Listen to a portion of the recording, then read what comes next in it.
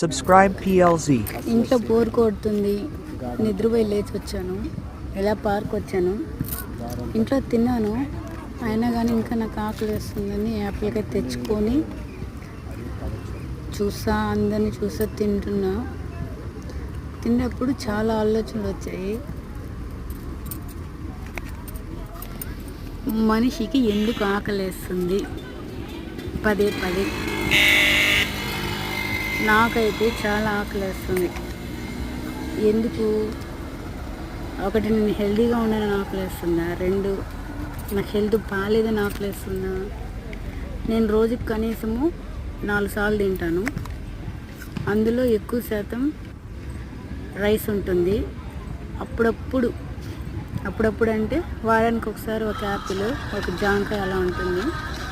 రోజుకి నా ఫేస్ చాలా డల్గా, సాడ్గా అయిపోతాను. నాకు హెల్త్ ప్రాబ్లమ్ అని నాకు అనిపిస్తుంది. అందుకే ఎక్కువ తింటున్నానేమో అనిపిస్తుంది. ఏం చేయాలో అర్థం కావడం లేదు ఫ్రెండ్స్. కొంచెం బాధగా, ఏడుపుగా వస్తుంది. ఏడుపులు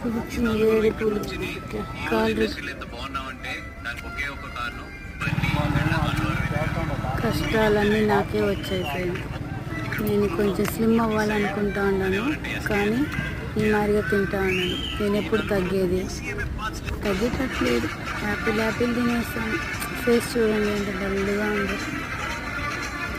తిని నేనే నా మొహం వేసుకున్నట్టున్నారు. పోతే టెంకాయ చెట్టు పెట్టి తిన్నట్టున్నా. నేను కరెక్ట్ కాదు కదా, అస్సలు కరెక్ట్ కాదు కదా. కష్టాలు నా ఫేస్లోనే ఉన్నట్టుగా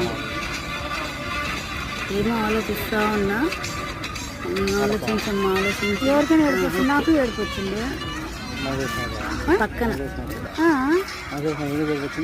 అంతే ఫీలింగ్ ఏడుపు వస్తుంది. ఇష్టపడి చేసినా కానీ ఒక ఆనందము, ఒక బాధ అంతే. అంటే నువ్వు కష్టంగా చేసుకుని ఇచ్చినావా? మరి నువ్వు చెప్తున్నావే, నీ వల్ల యాపిల్ తిన్న మూడు కూడా పోయింది.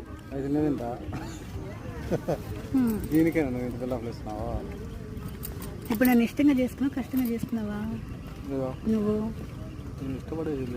మరి ఎవరైనా సరే ఆడపిల్లకి తాళి కట్టేటప్పుడు ఒక సెకండ్ ఏడుపు అనేది వస్తుంది. అమ్మ లేకపోతే ఏడుపు రాదా? వాళ్ళు వదిలి దూరం పోయినా దగ్గర ఉన్నప్పుడు ఏడుపు అనేది వస్తుంది.